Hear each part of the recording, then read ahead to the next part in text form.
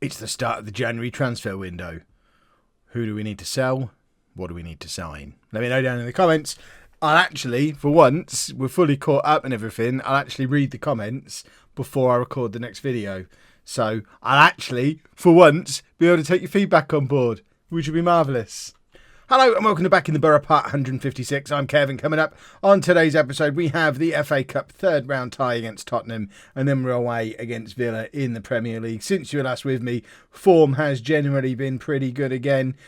We managed to knock Norwich out of the Carabao Cup in the quarter-final, so now we've got a domestic semi-final to contend with, plus the first knockout round of the Europa League as well. We are going to play some games this season. If we go on an FA Cup run as well, this could be the most games any football team has played in a season ever, because we're going to win everything.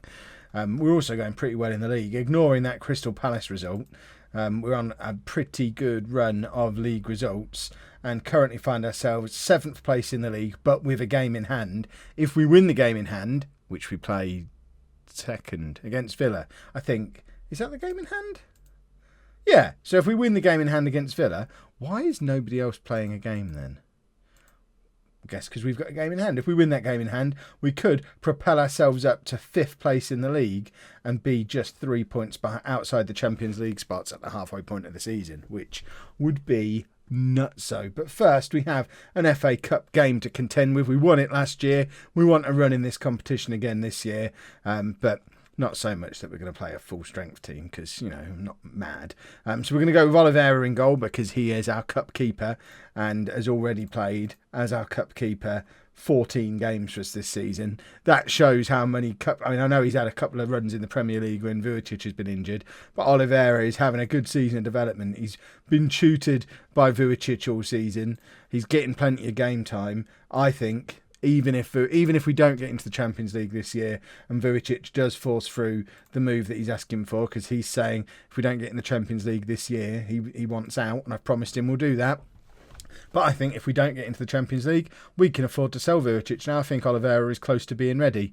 We're also going to be playing our new signing at left back, Filip Sretenovic. I mentioned him in the last episode. He's another 18-year-old Serbian that we've brought in purely because he's A, got potential, and B, will become a homegrown at-club player when he hits age 21, which is very handy. He's not as good as Joksimovic, because Joksimovic was a wonder kid, but he's roughly as good as Robinson, whose loan ends this season, and I think he'll be a perfectly adequate understudy for Joksimovic for a few years, and then we'll decide what we want to do with him from there. So he's going to start at left back with Cupra at right back and Brodic and Ferguson in the centre of the defence. Wanda, Hayes and Twan are in our midfield with Nuhu in behind Kerr and Igor Jokic, who is another youngster who has been knocking around our reserve team for a little while. He's played a couple of times in Europe coming off the bench. We signed him for £500,000 in the summer, but he is another one who will become a homegrown player at the club. We brought him in aged 18. He's got 5-star potential, and we just want to have a little look at him today. We've got Lazic, who I want to try and find a way to get into the Premier League squad over the course of January, but if Jokic scores a hat-trick against Spurs today, he jumps above Lazic in the pecking order. He's got better potential than Lazic. We just need to see if he's ready to play at this level. I've tentatively offered some players out for transfer. I've not put them on the transfer list yet, but I have made Jensen available for transfer. He's been linked in the media with a £19 million move to Villarreal, I think it is. We're interested in him. If we can get anything close to £19 million for him, I think it probably is time for him to move on. The one thing he's got going in his favour, which is the reason we signed him initially, is that he is homegrown, and that obviously helps with putting the squad together. But he is also, at best, our 4th choice striker now, and we've got a whole bunch of youngsters pushing through. Jokic, Lazic, we've got Checo, who we signed in the summer and has mostly been injured since then, but he's ready to come back into the squad makeup now. We've got Nogueira, we've got Kerr, we've got Jones. We've got a lot of strikers. If we can get £20 million for Jensen, I'd be mad not to take it. I've also offered Wagner out because, again, the position he plays, we've got Nuhu, we've got Twan, we've got McAllister. I think if we could move Jensen and Wagner on, Carrascal's also been offered out because he asked for a transfer, but if we can move on Wagner and Jensen for 35 30 or 35 million pounds for the pair of them and reinvest that money in a proper central midfield player, I think we could have a proper Champions League push in the second half of this season. Twan's just scored an absolute beauty, by the way. A few of you have said, Kev, why don't you change to a 4-3-2-1 so that you can play Nuhu and Twan together? Two things. One, I have done that a few times. When we were having our striker crisis, we regularly played Nuhu and Twan in behind us, whatever striker was fit. We even had a couple of games where we played McAllister as an attacking midfielder as well and had all three of them as attacking midfielders with no strikers. So it's not something I'm allergic to doing, but we've got a lot of strikers and I like playing two strikers. It's fun, it's nice, and also we don't have the extra proper central midfield players that we need to be able to spare one of Nuhu or Twan from the normal midfield three. There's always one of them in that three, and I think when we put them both in the team, we're then forced to play someone like McAllister or Kovacevic in the midfield, and McAllister's not really a central midfielder. Kovacevic probably isn't really ready yet. But if we could sign a proper... What we want is another Wanda to appear. We signed him in January 2 years ago, about 20 million quid. He's gone on to be an absolute superstar for us. He's the man who turned us almost single-handedly, probably with a little bit of help from Nuhu, turned us from being a perennial relegation threatened team to the team that went and won the FA Cup and had a European run. And it all gets put down to that Wanda signing. If we can bring in another player like that, I mean, has he got a brother? Because he's just about perfect. The other thing I'm keeping an eye on is Brighton are rock bottom of the league by a million miles. I'm hoping Fazio has a relegation release clause. I don't know if it's going to do as much good because he's still earning £250,000 a week playing for them, so he'd have to take a massive pay cut to come to us in the summer if he does have a relegation release clause. But the other thing I'm hopeful of is, what a goal from Nuhu. I mean, we'll get back to that in a second, but we just need to appreciate this, because this is just perverted. It shouldn't be possible to do this. He's exploiting the match engine somehow. Over the top of his head, one touch, second touch. He is one of the best players I've ever had in Football Manager. I don't get how we brought him in for 5 million quid. That was insane. But yeah, another one of him. We've got another one of him. We've got Twan. We don't need more attacking midfield players. That's our problem. I'm Arsene Wengering the squad. Every time, you could do with a ball-winning, running midfield player, Kev. Here's another playmaker. No, we need to buy some proper midfield. Jokic has just scored. The 19-year-old, not quite a wonder kid, but not a million miles away from it. Now that makes things interesting. Because we did say, if he has a good game, it makes it even more difficult to work out who to put into the squad. We've got to sell Jensen. I think it's becoming clear. We have to sell Jensen because we've got both Lazic and Jokic.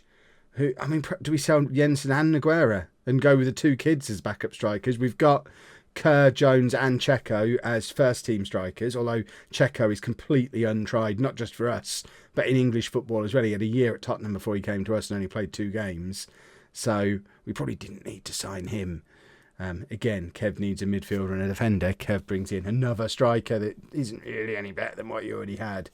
But if Checo had been fit, he'd probably be our top scorer at this point because he would have played every game while everyone else was injured. But I do want to find a way to get Lazic and Jokic into the team because they've both got goals in them in big games. That's what I can't remember his name yet. The new left back, Srenovin. That was we've not looked like we're playing a young teenager on his debut at left back today. Can I remind you, we're playing Tottenham here as well. This isn't that we're playing against Walsall in the first round of the FA Cup. This is Tottenham, and we're playing really well with. It's not the reserves, but it's not our first choice team. Jokic and Oliveira and the left back whose name I don't know yet. We probably should have played Kovacevic as well, but. He's not even on the bench. Was he injured? I picked this team like 4 hours ago and I've had my dinner since then and I don't remember. I don't remember why I picked this team. It's one of the reasons why I'm a man of many contradictions. Right, let's grab a fourth before half time. A fourth goal before half time, and I'll start looking at some substitutions. We've got Naylor sat on the bench. Naylor's another one who I'm not really sure about him. He started quite brightly for us, but I think has suffered from arriving at the club at the same time as Twan. Twan has just been brilliant. and Naylor is another one similar to Jensen, who's in the squad because he's homegrown, because he's English. I can't get rid of... With my fringe players being homegrown, being English players, it's difficult because I can't get rid of them and bring in a better quality foreigner. Like I'm talking about it as if it's a possibility, but I can't sell Jensen and bring Lazic into the squad because Jensen coming out of the squad doesn't make a squad spot for Lazic. It makes a squad spot for another English player. I know Jensen's Danish, but he's taken the English nationality, which is why he's fully homegrown and marvellous, and it was why we signed him, because it helped with the squad problems. So perhaps it's Nogueira that we need to move on. Perhaps I'm trying to flog the wrong man.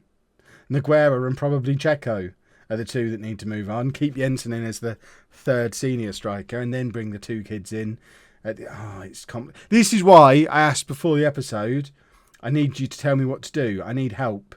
I'd really benefit from doing this as a live transfer window. But A, I don't know how that would work in January when there's loads of matches going on as well. It would last about 3 days. And B, it's GCSE results day. I'm not really available. I'm recording this the night before. That's why I'm still wearing yesterday's shirt. Right, Oliveira needs to make a penalty save here. We've let Tottenham back into this game and I don't care for it. He does make the penalty save. What a good boy. I mean, further example, that he is probably ready. We're holding him back a little bit by Vujicic still being at the club. And if any of you are Real Madrid manager and are sniffing around Vujicic and thinking that means I'm ready to sell right now, that's not what it means. I don't want him to go until the summer, but I think we are pretty comfortable letting him go in the summer. Right, I'm going to swap both of the fullbacks over. Just because neither of them have played particularly well. I like our fullbacks to be an area of strength. Carrascal getting some game time will hopefully alert a few clubs that he still exists. And Sretenovic is 19 and has been in England for 3 days. 70 minutes against Tottenham is probably plenty for him. We're also going to take off Hayes and bring on Naylor and just give him 10 minutes. I mean, we're not going to learn anything about him in 10 minutes, but I think I've learned plenty about Jokic in 90 minutes, and he looks ready. And he's the one with 5-star potential. So does that put him above Lazic in the queue? Nuhu. The ball's just... Have we won a penalty? We have won a penalty. That was a weird little move because everyone just stopped. But Nuhu, with the chance to make it 4-2 on 89 minutes, he does. And we're in the 4th round of the FA Cup, boys and girls. Nuhu with his 13th goal of the season, his 2nd of the afternoon. And he scored a wonder goal and then the calmest penalty you'll ever see. Nuhu is a superstar. And that should be that. Joksimovic to take the throw in to Kurt. That's the first time I've mentioned Kerr's name in the entire game. He's been very quiet. Carrascal crosses. It ends up with Wanda. It's back with Kerr again. Is he going to score a goal now to shut me up from moaning about him? I'm not going to moan about him. He's been a superstar all season. Carrascal, I mean, that was decent. We've got 2 good right backs here. It'd be a shame that we have to sell one of them. Twan is just special. I mean, what a goal that is. Twan was brilliant. Kerr was brilliant, and Jokic also brilliant, grabbing his 2nd again. Look at this skill from Twan, though. This is insane. What a player. Kerr knocks it down brilliantly, and what a finish from Jokic. That lad's ready. He is absolutely ready. I don't know what to do. We've got to get him in the squad, surely. Lazic had a whole season in the squad when he was older than Jokic is now. We might just have to forget that he exists. He can carry on playing in the Europa League, but Jokic is the one who's got to be registered for the Premier League, surely. We just need to find a way to get him into the squad. What a win! First decision of the transfer window made. Wagner has been put on the transfer list. We've accepted an offer for him and moved him down into the under-23 squad and out of our Premier League squad. Jokic is now part of our Premier League squad and he's going to make his Premier League debut today against Villa. He was so good against Tottenham. We would be mad not to start him in this game. A couple of other changes. Vujicic comes back in goal. Joksimovic comes back in at left back. We've shuffled the midfield around a little bit. Nuhu's sitting this one out, mainly because we're playing Arsenal next, which Twan won't be able to play in because he's on loan from them. So get McAllister back into the midfield for today, give Nuhu a rest, and then Twan can have a rest in the next game. And, there's Kev logic there. I am on the lookout for another midfield player. The offer we've accepted for Wagner is 7 million quid, plus add-ons that could take it up to 10 million quid. He's supposedly valued at 18 million at the moment, but to be honest, we paid 5 million for him. He's never been a first-team regular. And if we get 7.5-ish rising up to 10, then that works for me. We've already got about 6 million in the bank. Another 7 coming in gives us 15 million to spend. Wander would cost about that. Hayes cost about that. There is a 33-year-old central midfielder, English international at Man City, who's available for 7 million quid. He's on the transfer list there. He's a bit old though, and he's not exactly the running midfield player I wanted, but he is English. So homegrown, fits into the squad, experienced, has won the Premier League multiple times, over 50 caps for England. I don't know. Do I spend 7 million quid on a 33-year-old just because he's a proper central midfield player, can sit there in that position that Hayes plays in at the moment, deep line playmaker, allows Hayes to push back out to be the roaming playmaker again, and means we have a really solid midfield three that's got Wanda to do the running that Fazio used to do, and this potential new guy from Man City can just sit there and do what Wanda tends to do for us and just be our sort of guy stood in front of the back four, playing in the famous David Beckham quarterback position that he tried to play for England that one time. But I don't know. I don't know if I can force myself to spend 7 million quid on a 33-year-old. Then I remind myself, Ferguson, we spent nearly £20 million on him as a 31-year-old centre-back in the summer, and he has been superb for us all year. So I've always been very much about the young and hungry players coming in, but for 7 million quid, when there are no young and hungry midfielders out there, and we've got Kovacevic in the first team squad, who maybe just needs another 6 months, year, to be ready to be the man to step into that position. 7 million quid for a player with multiple Premier League wins under his belt, 400 or 500 Premier League games, 50 England appearances. I'm talking myself into buying this player. The one reason we might struggle is he's on about £150,000 a week at Man City.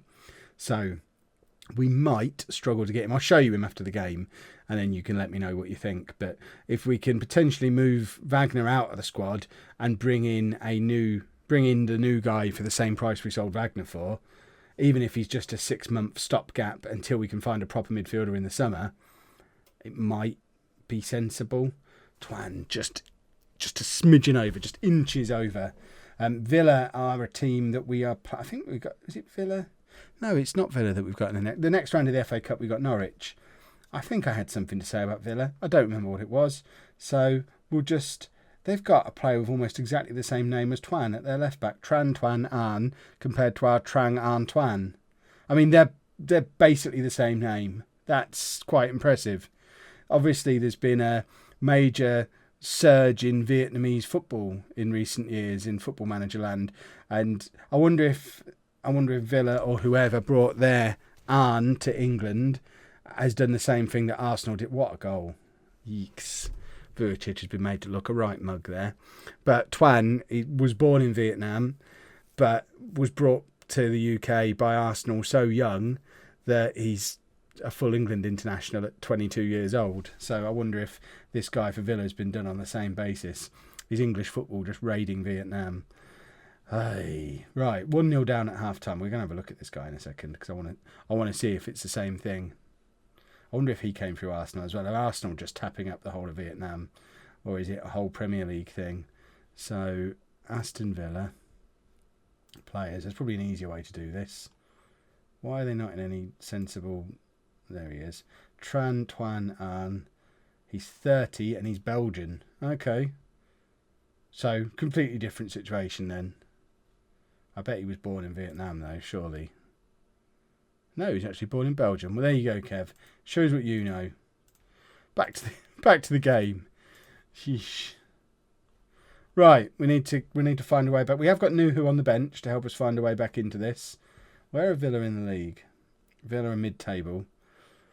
I've said before, this is probably the closest we've got to a derby game these days. Villa and Leicester, maybe. Leicester are still in the Premier League as well. But Villa and Leicester are going to be our big local derbies these days. Now we're so far away from the likes of Leamington and even Coventry. And obviously, of course, this season we are playing at St Andrews in Birmingham as well. So we really are local neighbours with Villa just for this one season. Vujicic does manage to hold on to this one. Villa have had 4 clear-cut chances to our 0 in this game. We have not played very well at all. And I think I'm going to break from tradition and make a couple of early changes. Or maybe not a couple, but I think we need to get Nuhu on after this move. And maybe take Jokic off as well. Perhaps it was a little bit too soon to throw the teenager into the Premier League. He had a good FA Cup performance, but maybe he's not ready to play week in, week out in the Premier League yet. Twan has just scored to say, Nuhu, I'll do what he would have done. Thank you very much. Sit back down, Enoch.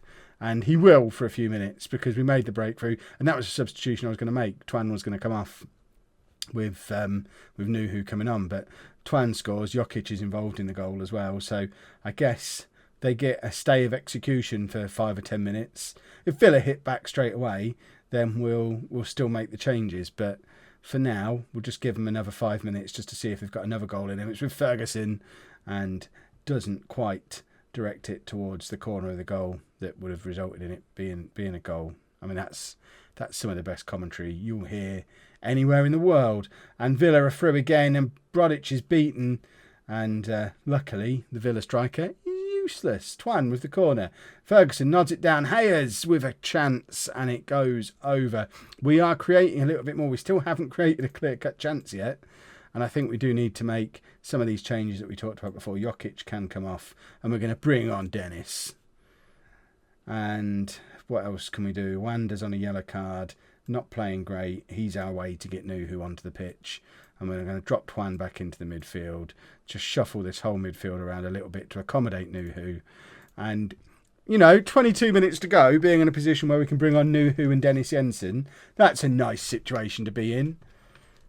Hopefully, between the two of them, they can muster up a goal for us. Have we got a final change we can make? Jack Naylor could maybe come on and do some running about. Go and run about, Jack. That's it. Natural Carrilero. He should be the natural successor to Fazio. I just don't trust him because his star rating's low. Prove me wrong, Jack. Go and create something or score something and be involved in a goal. I want to see Dennis Jensen grab a goal.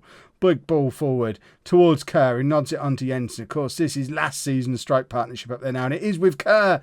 Kerr forces a save out the Villa keeper, and that's our first proper chance in the entire game on 87 minutes. Nuhu with the corner. Dennis Jensen! What a man! Oh, my word. That might be his first league goal of the season. His first league goal in about a year since breaking his leg, and what a finish.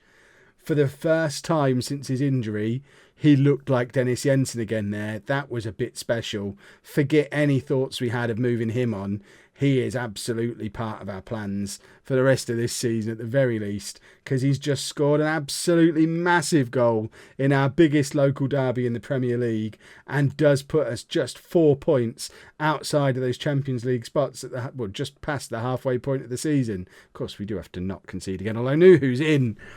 Nuhu doesn't miss those. That was a big miss from Nuhu.